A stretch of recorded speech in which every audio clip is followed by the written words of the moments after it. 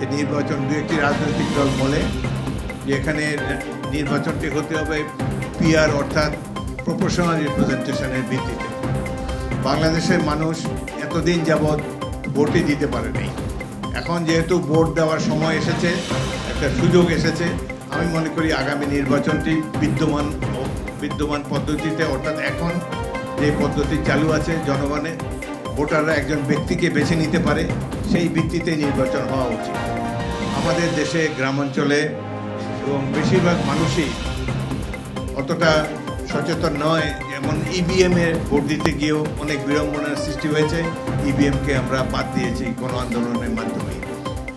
PR সিস্টেমে দেশের সাধারণ মানুষ একজন ব্যক্তিকে ভোট দিতে চায় যিনি সুখে দুঃখে দেশবাসীর পাশে থাকবেন, যার কাছে গেলে পুলিশের অত্যাচার এবং অন্যান্য সমাজপতিদের অত্যাচার, নানান ধরনের গ্রামাঞ্চলে বা শহর অঞ্চলে দুর্বৃত্তদের হাত থেকে রক্ষা পাওয়ার জন্যে, আশ্রয় নেওয়ার জন্যে একজন ব্যক্তি যিনি যাকে সংসদ সদস্য তারা নির্বাচিত করে তার কাছে তিনি হলেন তাদের কাছে আপাতত প্রধান আশ্রয়স্থল।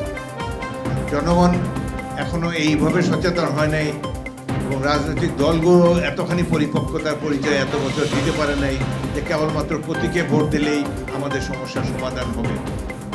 আমাদের জনগণ এইভাবে বছরের পর বছর প্রায় 100 বছর ধরে ভোট দিয়ে অভ্যস্ত একজন ব্যক্তিকে।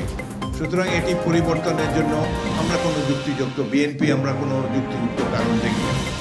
কিছু কিছু রাজনৈতিক দল তারা ইতিমধ্যেই ধরে নিয়েছে যে নির্বাচনে তাদের জামানত বাজেয়াপ্ত হবে, তাদের পক্ষে নির্বাচিত হওয়া সম্ভব নয়।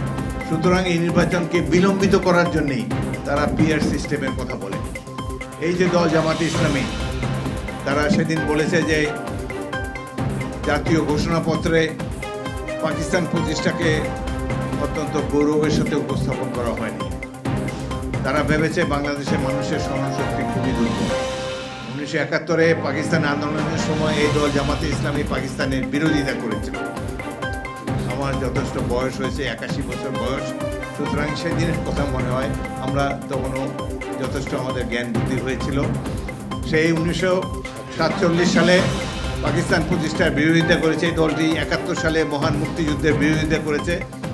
এখন তারা নতুন নতুন বাণী নিয়ে আবির্ভূত হয়েছে। যাই হোক, বিচারের ভাগ জনগণের কাছে। গণতন্ত্রের প্রত্যেকের নিজস্ব বক্তব্য রাখার অধিকার আছে, আমরা তাকে সম্মান জানাই, কিন্তু জনগণের রায়ের জন্য অপেক্ষা করতে হবে। তারা তাদের ম্যানিফেস্টো দিয়ে নির্বাচনী ম্যানিফেস্টোর সাথে তাদের যাবতীয় কর্মকাণ্ডের কথা প্রচার করতে পারে। জনগণ ভোটাররা যদি যোগ্য মনে করে তাদেরকে ভোট দিয়ে নির্বাচিত করুক, আমরা নিশ্চয়ই মেনে নেব।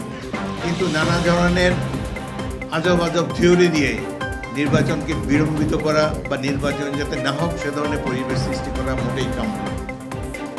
আমরা আশা করব জনগণের রায়ের উপরে সবাই আস্থা রাখবে। জনগণ, গণতন্ত্রের তো মূল শক্তি হলো জনগণ। জনগণের প্রতি যদি আস্থা না থাকে এবং নির্বাচনের প্রতি যদি তাদের কোনো আস্থা না থাকে, তাহলে এদেশে কীভাবে তারা গণতন্ত্র প্রতিষ্ঠা করতে চায়? যাই হোক, অনেক ত্যাগ তিতিক্ষার পর আমরা দেশে একটি মুক্ত পরিবেশ পেয়েছি। কয়েকটি ভুয়া নির্বাচন এবং প্রহসনমূলক নির্বাচনের অভিজ্ঞতা আমাদের হয়েছে। বহু বছর ধরে আমাদের তরুণ সমাজ ভোটার হয়ে ভোট দিতে পারছে না। বিএনপি আন্দোলন করেছে নিজে ক্ষমতা যাওয়ার জন্য নয়, জনগণের ভোটাধিকার প্রতিষ্ঠা করার জন্য, দেশে গণতন্ত্র প্রতিষ্ঠা করার জন্য। আমাদের দলের নেতাকর্মীরা যেভাবে ত্যাগ স্বীকার করেছে, যেভাবে জীবন উৎসর্গ করেছে, যেভাবে নির্যাতিত হয়েছে, সাম্প্রতিককালের রাজনৈতিক ইতিহাসে এই ধরনের অত্যাচার নির্যাতন অন্য কোনো দলের প্রতি হয়নি। এশিয়া মহাদেশেও কোনো আওয়ামী লীগ যেভাবে অত্যাচার নির্যাতন করেছে মানুষের উপরে, একমাত্র হিটলারও বোধহয় এই ধরনের অত্যাচার নির্যাতন করেনি তার দেশবাসীর উপরে। যাই হোক, আমি ধন্যবাদ জানাই বাংলাদেশের তরুণ সমাজকে, ছাত্র সমাজকে, এবং এবারে আন্দোলনে একটি